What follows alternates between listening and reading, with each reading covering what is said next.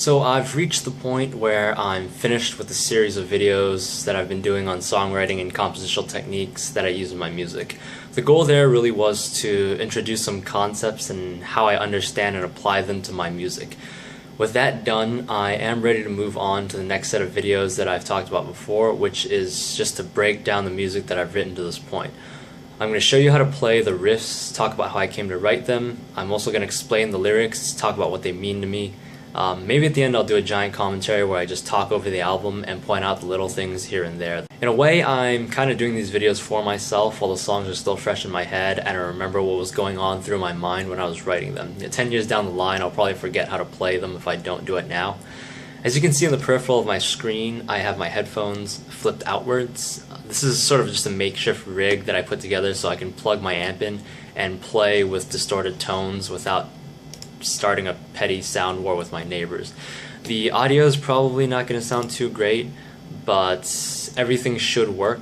If the distortion is too messed up, then I'll just redo it with clean tones, like I have been using my acoustic guitar. So with this video, I'm just going to jump straight into track 1 of album number 1, self-titled Apathy. The goal of Apathy was to write a chord progression where I'm just moving one finger on the fretboard from chord to chord. It's pretty simple, very homogeneous 4-chord riff, repeated over and over again. The point with that is that the song is called Apathy, so it's supposed to be very mundane. So I'm just going to go through the riff once and then I'm just going to break it down step by step.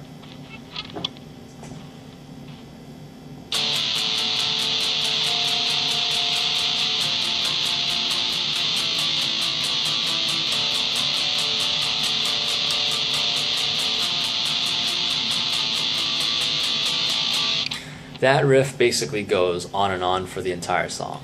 The first chord is a simple D power chord. Next we add a pinky to get a D flat 6, which is an inverted B flat major third. That's the 6th chord in D.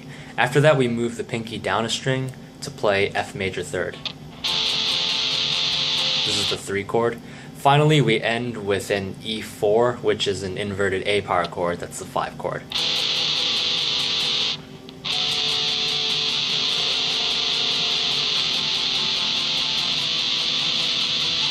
The whole time we're playing this riff, we hold down this D power chord and we never let it go. This was the original riff that I worked out. Actually, the original riff that went with Apathy was the first 2 chords to Shadow. So it was supposed to be a 2-chord riff repeated over and over again.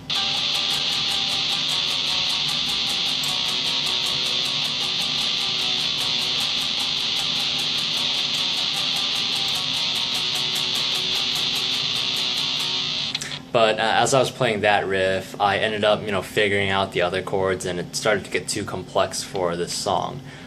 So I wrote a new riff, and that's what became of Apathy. For this track, I felt that 2-note chords were a bit thin, so afterwards I decided to beef everything up by adding some notes on the 6th string. So the first chord then becomes an inverted D power chord. The next chord is a straight up D flat 6. The 3rd chord was supposed to be an inverted F major third,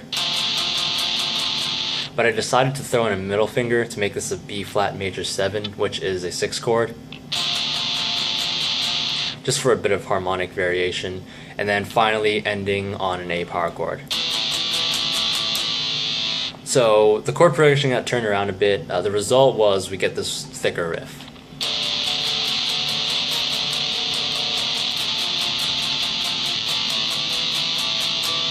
So that's the main riff of the entire song. It goes on forever and ever. Eventually we do break into a clean section. It's still the same riff. The difference here is that we drop the 2nd chord and we shift to an open position down here and let some of the open notes ring out. So the chords don't change at all.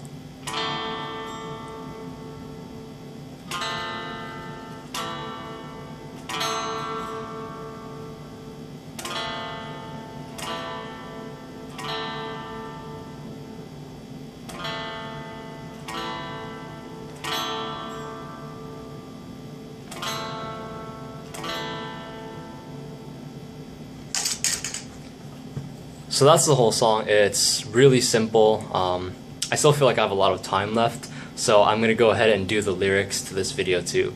For the longer songs, I might split the guitar and the lyrics just to keep things focused on its own, but for here I think I can just do both since it's just a very simple riff.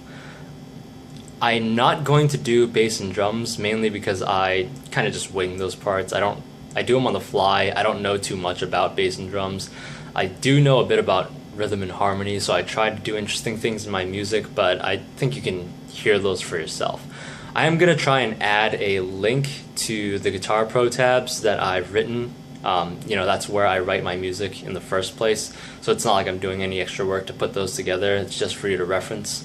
I probably don't have the time to tab out the songs in another sort of document, so for the people who don't have Guitar Pro, I apologize for that, but if someone's diligent enough, maybe they could take those Guitar Pro tabs and turn them into another tab medium that people can access, but I'm not going to do that myself. It's just too much work.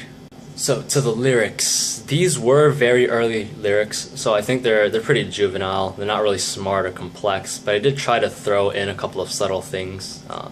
The way the song is organized, it's sort of in a verse structure, and each verse has 3 sections within it. The first section is this 2-line piece that consists of 3 groups of 2-syllable pairs. Each pair sort of rhymes with the complementary pair from the previous line. So for the beginning of the song, the lyrics are all day, it's the same thing, followed by always reoccuring. After that we move into just a standard quatrain. There's really nothing here. I think they're kind of weak lines in my opinion. Every step you retrace, staring blankly in space, mindlessly you behave, work to death like a slave. It's really simple lyrics talking about the mundanity of life, really a slave to the grind type of song. The final section is this halftime piece. The drums go into this halftime double-kicked section. The lyrics are a bit more detailed here. One by one, the days go by as you release your hold, counting down each step you fly, spiraling out of control. So there's a bit of word association going on here. We have one by one, and then on the next line, followed by counting down. It's kind of a little, fun thing that I put in. And really these 2 lines are about losing your grip on life and falling down a spiral staircase as a sort of metaphor for that. The next verse is a little bit better than the last one. The first section is more complex to the point where each pair is almost like a homonym of the complement. Surely wasting today, slowly waiting to die. The quatrain is also a bit more improved. Sold your soul to the lies. Granted, the phrase sold your soul isn't too original, but it leads into the next line, invested in self-despise. After that, I have this head rhyme that I keep maintaining for the next couple of lines. So invested in self-despise to festering thoughts of demise and questioned purpose of life. This verse is really about self-loathing, and it kind of summed up by this last part. Cast away the will to live, disposed by your own hand, sinking deeper like a treasure, buried beneath the sand. Again, there's a little bit more word association going on here, where the term cast away sort of brings up images of either being stranded on an island or casting a line, throwing something into the ocean. It's written in a way so it's like you're tossing a physical will, a message in a bottle type thing, throwing it into the sea and having it drift down to the bottom. So there's sort of this recognition that something of value is being thrown away. At this point, the song transitions into the clean section, which gradually builds back up. There aren't any lyrics here, but finally the song kicks back in. We move to the final verse. Here I just repeat the opening line, all day, it's the same thing, followed by sick of, all the nothing. Here I ditch the rhyming aspect because I didn't want to force it. I don't really want anything to sound forced. I think that takes away from the quality of a song. Then we get a closing quatrain to end the song. I actually really like the quatrain here. The lyrics are, using your prophetic gaze, see a systematic waste, live out your pathetic days in your apathetic way. And actually the last 2 lines here were the starting point of the song. It's the foundation where everything was built on top. So the overall message of the song is that it's kind of a social commentary. Earlier I mentioned a slave to the grind aspect.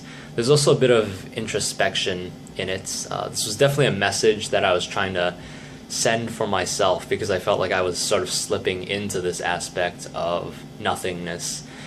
In retrospect, I think it's funny that the song ends up being the label for the project. My actual opinion on it is that it's one of the weakest tracks I've written, both musically and lyrically. The main reason is because this is an early track. You know, I was just starting out, didn't have a lot of experience writing music or anything, you know, outside of the basic outline for Insomnia that I had put together when I was even younger. What I do get out of this track is that it highlights the way that I compose my music. It's a process that builds on top of itself, and that continues to remain true for the music that I write today. So this really is an important song. Rather than filling one song with tons of different riffs, I prefer to write one main riff and play off of it. And that's just really how my style has ended up falling into because of tracks like this. The one thing this song really demonstrates is that you don't have to change riffs to go from one section to another. By varying drum patterns, vocal meter, and bass line, basically everything else around the riff, you can create the same effect. Each verse has 3 sections that all sound totally different, and my goal really was to extract as much as I could out of one riff and not to waste any of the potential of that riff.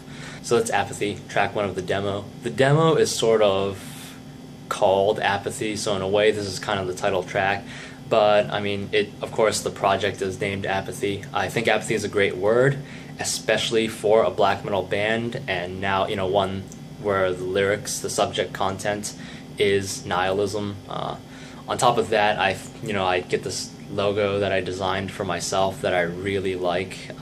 I should probably do a video where I talk about the logo. I think I might get to that after I finish going through these songs, because there's really a lot that's going on in that drawing, and I think there's a lot to talk about there, especially since I have a lot of different drafts. I have a whole notebook. It's this notebook right here, just full of different concepts that I draw from time to time. This is actually the version of the logo that ended up being the one that I created into the logo for Rebirth, so yeah.